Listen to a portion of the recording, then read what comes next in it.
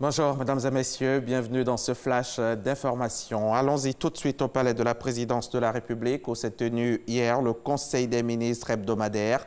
Lors de cette réunion, le gouvernement a adopté le projet de budget de l'année 2020.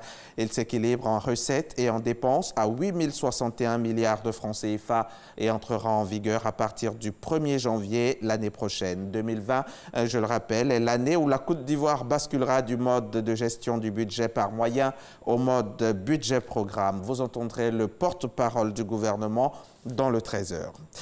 IFTM Top Reza, c'est la 41e édition du Salon mondial du tourisme. Elle s'est ouverte hier, cette édition, à Paris, en France. Comme c'est le cas à tous les rendez-vous essentiels, la Côte d'Ivoire est présente à ce salon. Côte d'Ivoire Tourisme mise sur l'écotourisme, l'axe principal de sa participation au Salon mondial du tourisme. Cheikh Koné est notre envoyé spécial à Paris. Son compte rendu tout à l'heure à 13h.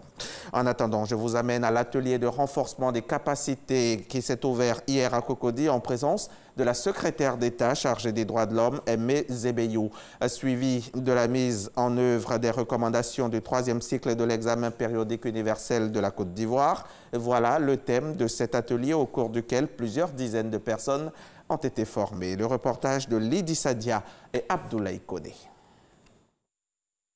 L'évaluation du respect des droits de l'homme est essentielle pour la Côte d'Ivoire. L'ONG Révision universelle périodique, UPR Info, a procédé ce lundi au renforcement des capacités d'une trentaine de personnes sur la mise en œuvre et le suivi des recommandations de l'EPU.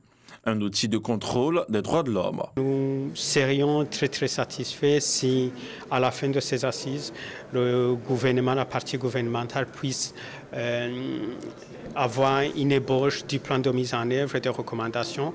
D'abord, la compréhension commune de toutes les recommandations et un plan de mise en œuvre de ces recommandations et la stratégie de suivi. Voilà l'objectif de notre atelier. Le ministère de la Justice, le secrétariat d'État aux droits de l'homme, le ministère de la Famille, de la Femme et de l'Enfant, de la Solidarité sont parmi tant d'autres départements les institutions concernées par cette formation. La secrétaire d'État chargée des droits de l'homme apprécie les avancées en la matière. Ce qu'il faut retenir, c'est que la situation des droits de l'homme s'est beaucoup améliorée depuis 2011. Il est important quand même de le souligner. Il y a vraiment une grande amélioration, une progression positive pour la Côte d'Ivoire. Relevons aussi que c'est un acte volontaire de l'État de Côte d'Ivoire de se soumettre à ces examens par rapport aux autres États et de profiter de cette occasion pour faire des partages de bonnes pratiques.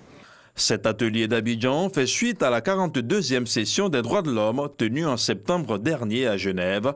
À ces travaux, la Côte d'Ivoire a adopté 223 sur 247 recommandations de l'EPU, l'examen périodique universel sur les droits de l'homme.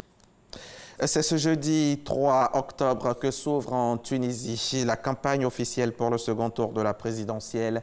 Le scrutin fixé au 13 octobre verra s'affronter l'universitaire Kaïs Sayed et l'homme d'affaires emprisonné Nabil Karoui. Les partisans de ce dernier ont fait savoir qu'ils n'accepteraient pas la tenue du scrutin si l'un des deux prétendants est derrière les barreaux.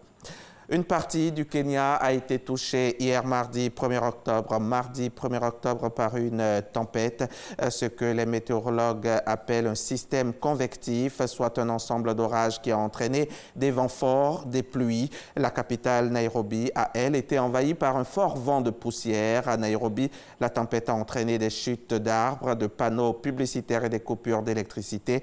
Dans les prochains jours, certaines régions du pays pourraient être touchées par de fortes pluies. Le département météo appelle à la vigilance jusqu'à au moins dimanche. Quelques 1300 hectares de végétation ont été consumés par les flammes à Madagascar depuis le début de l'année dans cette aire protégée et très touristique, dont 250 hectares de forêt. En cause, la carbonisation non contrôlée du bois et la culture sur brûlis. Les patrouilles de gendarmes dans la zone ont été renforcées et 16 personnes à l'origine de plusieurs feux ont été arrêtées et placées sous mandat de dépôt depuis le mois de mai. Les propositions formulées par le Premier ministre britannique pour sortir de l'impasse sur le Brexit ne constituent pas une base pour un accord. Voilà ce qu'estime le groupe de pilotage du Parlement européen chargé de la rupture avec le Royaume-Uni. L'offre de Boris Johnson ne peut pas fonctionner parce qu'elle n'apporte pas de solution pour la frontière entre l'Irlande du Nord et la République d'Irlande. C'est la fin de ce flash. Merci de l'avoir suivi. On se retrouve tout à l'heure pour le 13h.